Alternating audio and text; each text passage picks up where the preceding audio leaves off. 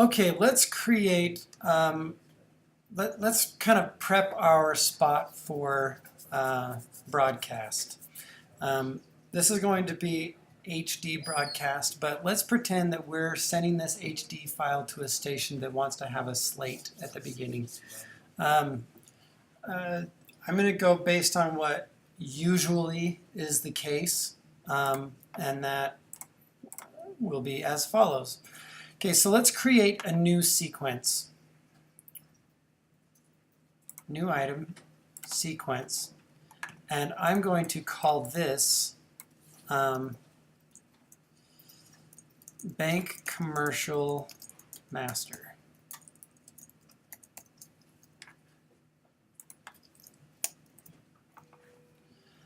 As you can see, I'm not too worried about the settings because what we're going to do is nest this into, we're going to nest our one sequence into the other sequence. Let me show you what I mean by that.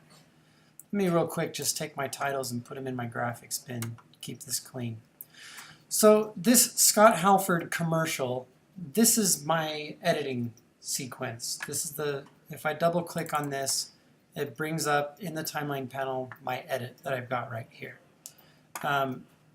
My bank commercial master, this commercial needs to go into it. So if I drop that in just like that, it'll ask me if I want to change the settings to match what I'm putting into it. This is the alternative to right-clicking and saying new sequence from clip. If I change the sequence settings, then it'll update and see it looks like it fits now. I'm going to now watch what happens. If I play this back, that's my spot. I never exported my spot. How is it playing the spot? Well, that's what nesting is. This clip on the timeline right here is this. It's one and the same. So if I edit this, if I make a change to this, it'll update and be changed here. Okay? That's called nesting. So a sequence can also become a clip on another timeline. I can also cut that clip, that sequence. I can take another clip and like insert one in here, but it doesn't change this. Okay, is that making sense? That's the term nesting. The reason for that is, let's pretend I want to make changes to the spot, like changes come back and I need to make changes. I do them here and then they update in the master. But in the master, what I need to do is I need to add a slate and a counter, and I need to have 2 seconds of black at the beginning and then my slate and then 2 seconds of black before the spot starts for the station. So let's do that. I'm going to zoom in on this just a little bit because this slate is going to be exactly, this space at the beginning of the spot is going to be exactly 10 seconds long.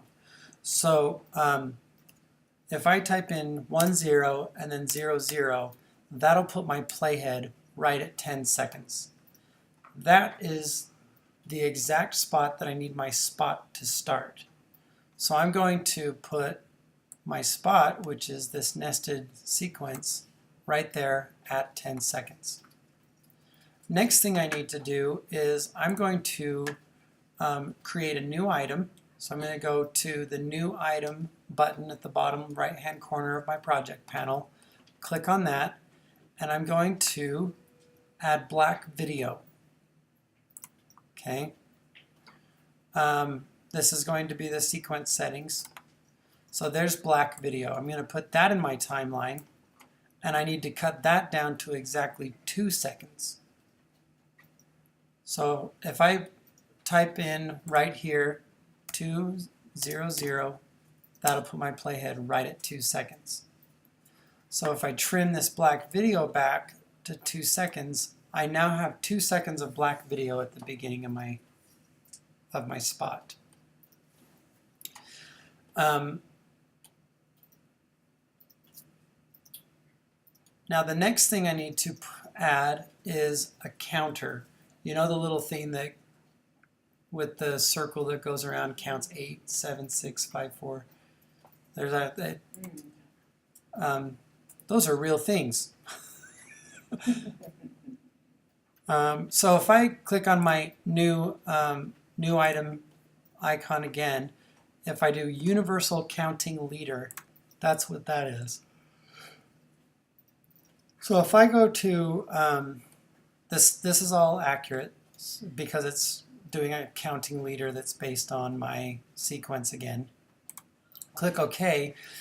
Now I have one more dialog box and I can make different colors. You don't have to use any of these colors, by the way. And let's do pink. My daughter will be happy. That's ugly. She can't be happy. We need to have some contrast so you can actually see it. All right, let's make that lighter. All right, that's fine.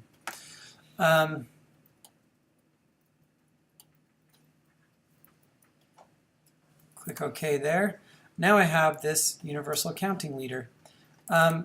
If this were a film strip, if I open this in the source monitor, if this were a film strip, I would have all this stuff.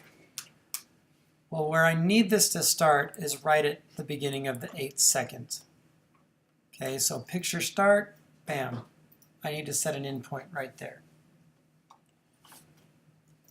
So I'm going to just do my endpoint and drag this down to my timeline. Now this is pretty cool because I started that right at 8 seconds. Oops. I think I needed that at picture start. Yeah. I'll have 8 seconds of counter. 7, 6, 5, 4, 3, 2.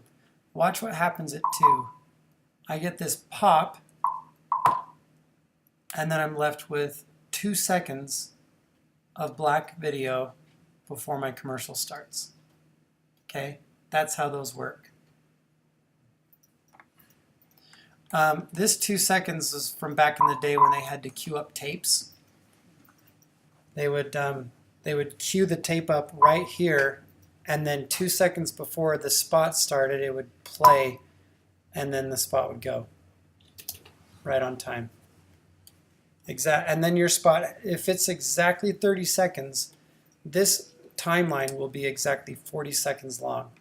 Okay, so when you turn in your video file to me, your video file needs to be exactly 40 seconds long.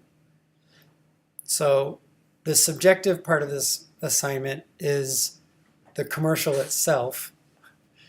The hardline requirements of this assignment are 2 seconds of black, an 8-second counter with 2 seconds before the spot starts, an exactly 30-second long spot with your video ending at 40 seconds. Okay? All right, so we have just a couple more things to do. We need to make a slate. 2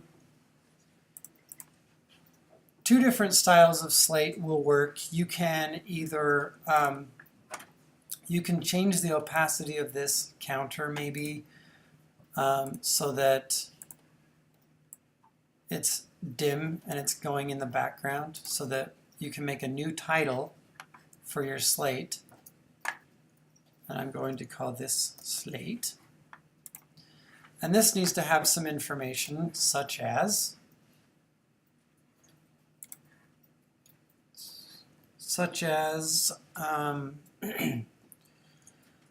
title of the spot,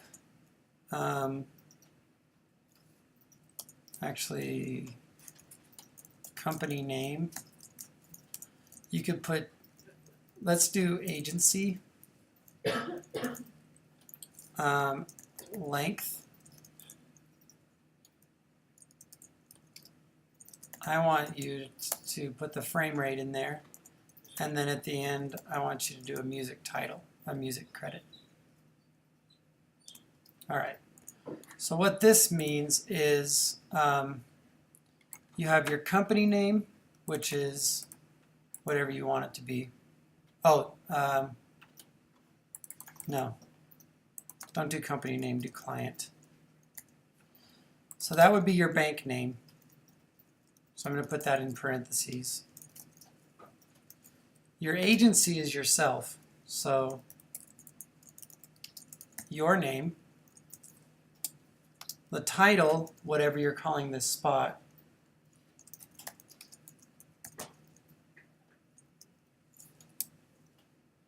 the length is 30 seconds. Frame rate is 23.976. And music, my own. Just kidding. All right. So that's one way. That's one way to do this. Did you see where I put this? Where did I put that? Counting meter. Where did I put that position on the screen? Where is it? Oh, it's within the safe zone. Yep, it's right there on title safe. Okay. It can be here in the middle, that's fine, but it can't be any farther out than that line. Okay. All right. So if I close this, I can now bring it over here. And if this needs to have 2 seconds of black, and I need to be able to read this over the top, I used to have my students, I used to have you have this title start right at like 6 seconds and then have it end right at the 2 pop. But it needs, the one thing that you need to do with this title is you need to let this 2 be clear so that the 2 is by itself on the screen, full screen. Okay? So you need to have this title trim the frame before that 2 starts. Okay? So no title right here on this frame, no title on the 2. Okay? Now for your own personal taste, tell me, is that very legible? It's alright. It's okay. What if I double clicked on that and added like a shadow to the text? Made it opaque. Does that make it more legible? Yeah. Okay. What if I did one better and I took this counter and I put it off to the side? How about that? Is that legible? Yeah. Definitely, right? That's option number 2. Option number 2 is you can put the counter off to the side so that your titles are more legible. If you do option number 2, remember what I said about this 2 pop? See it on the screen by itself. It needs to be on the screen by itself, which means I need to cut this right here and do a reset on my motion settings on this one so that the 2 is full screen. Okay.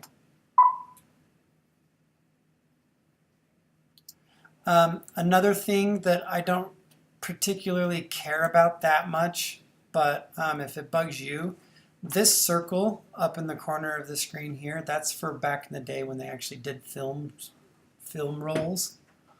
Not applicable anymore, so you could just trim that back so that the little circle doesn't appear for the 2 frames before your spot starts. If they're there, it's okay. But if you want to get, if you want to warm my heart, then you can trim that out. Then do you just extend out the black space? Just make it longer? Well, I just trim this short. So because there's nothing here, technically there's nothing there. So let me ask you a question. Is this black video absolutely necessary? Yep. It's not. It's just there as a placeholder for me so I don't forget that this needs to start at 2 seconds. Okay? It's just giving me something. All it is doing is giving me something to snap my leader and my title to. Okay? So I don't accidentally have it come in there. It's just a guide. So I don't have to put black video in there. Because because nothing's there, so it is black. Black video can be handy if you want to do a quick fade to black. If you're bringing a graphic up that you want to be full screen that you're putting on top as B-roll, black video is handy so that you can black out everything underneath it. That'll make more sense when we get into documentary editing and stuff. So, all right, so that's what yours could/should look like when you export it as your final video. And you'll want to follow the export settings that'll get your video file down to around, because this is HD, you'll probably want to get it down to less than about 30 megabytes to email it or to upload it. If it's getting bigger than 50 megabytes, then it's getting too big. If it's bigger than 100 megabytes, I'll definitely dock you for it. So yeah, you got your 2 seconds of black, 8 second slate. So it's really 6 seconds of counter and then 2 seconds of black video, and then exactly a 30-second long spot to make your video 40 seconds exactly. Any questions about that stuff? Okay, this is your own. This is whatever bank you're making up. This is your name. This is whatever you're calling your spot.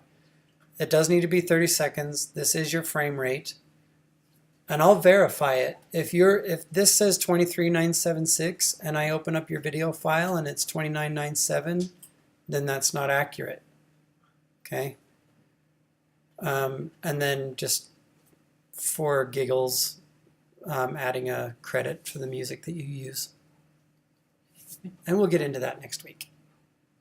So, all right. Thanks, everyone. Question?